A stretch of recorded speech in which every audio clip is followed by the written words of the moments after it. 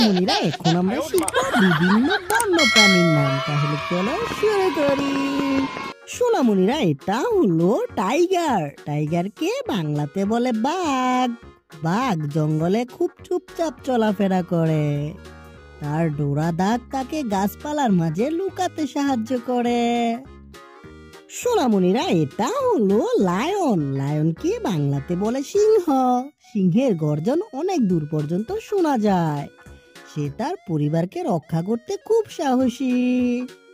সোনামণিরা এটা হলো এলিফ্যান্ট। এলিফ্যান্টকে বাংলাতে বলে হাতি। হাতি তার সুর দিয়ে খাবার ধরে মুখে নেয়। সে খুব শান্ত স্বভাবের এবং দলে দলে চলে। সোনামণিরা এটা হলো রাইনোসেরাস। রাইনোসেরাসকে বাংলাতে বলে গন্ডার। গন্ডারের মোটা চামড়া তাকে শক্ত করে তোলে। সে ঘাস খেতে খুব ভালোবাসে।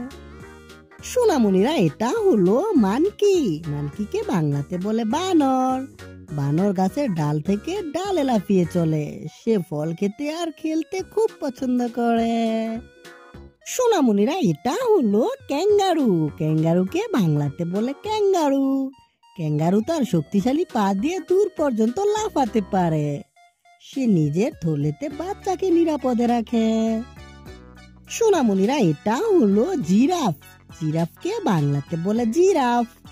জিরাফের লম্বা গলা তাকে উঁচু পাতায় পৌঁছাতে দেয়। সে শান্তভাবে দল বেঁধে চলাফেরা করে। সোনামণিরা এটা হলো উল্ফ। উল্ফকে বাংলাতে বলে নেকড়ে। নেকড়ে একটি দলবদ্ধ প্রাণী যা একসাথে শিকার করে। তারা ডাক দিয়ে নিজেদের দলের সাথে যোগাযোগ করে। সোনামণিরা এটা হলো কোয়ালা। কোয়ালাকে বাংলাতে বলে কোয়ালা। কোয়ালা ইউক্যালিপটাস পাতা দিন কাটায়। সে গাছের ডালে ঘুমাতে খুব ভালোবাসে। সোনামণিরা এটা হলো চিম্পাঞ্জি। চিম্পাঞ্জিকে বাংলাতে বলে শিম্পাঞ্জি। শিম্পাঞ্জি মানুষের মতো হাত ব্যবহার করতে পারে। সে খুব বুদ্ধিমান এবং খেলতে ভালোবাসে।